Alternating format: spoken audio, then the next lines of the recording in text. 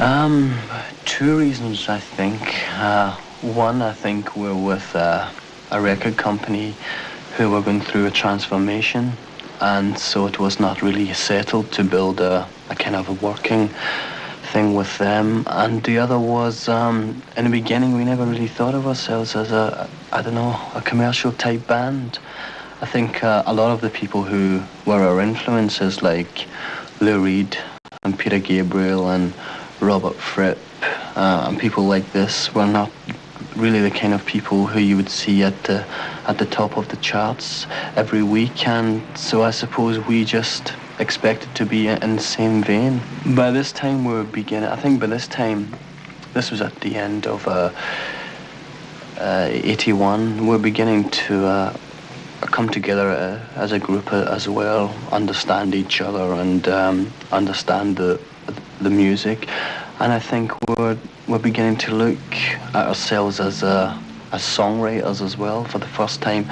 Not just before, we were always interested in the atmospherics of sound and images and such, but it was never very focused.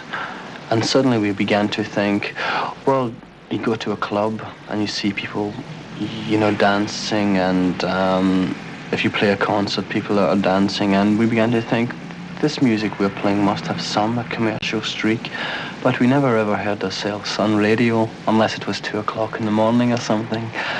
And I just felt like a challenge. It's a challenge now, I think, to be in a band, to be good on so many levels.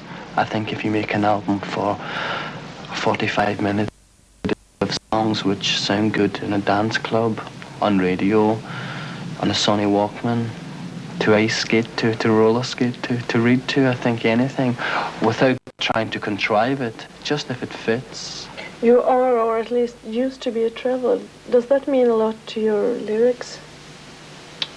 Yeah, I think the world at large, I think my lyrics, some of it's me, but a lot of the time I think, like if I wasn't in a band, I think I would be a reporter for a newspaper or something.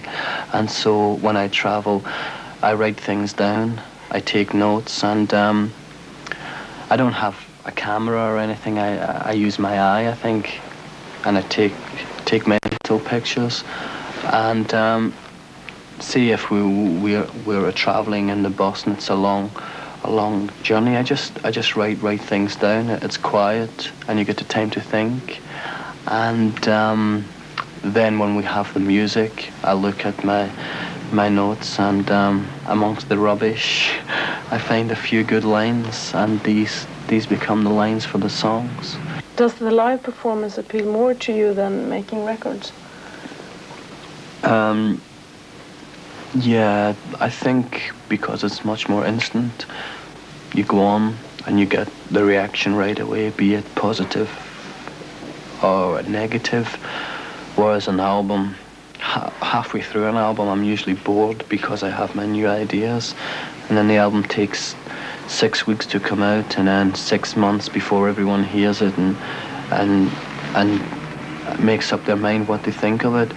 But I like to make records too. I'm interested in the craft and seeing how it's put together, and it's a challenge. I think there's aspects of both, but the character that comes out me live, I think I need.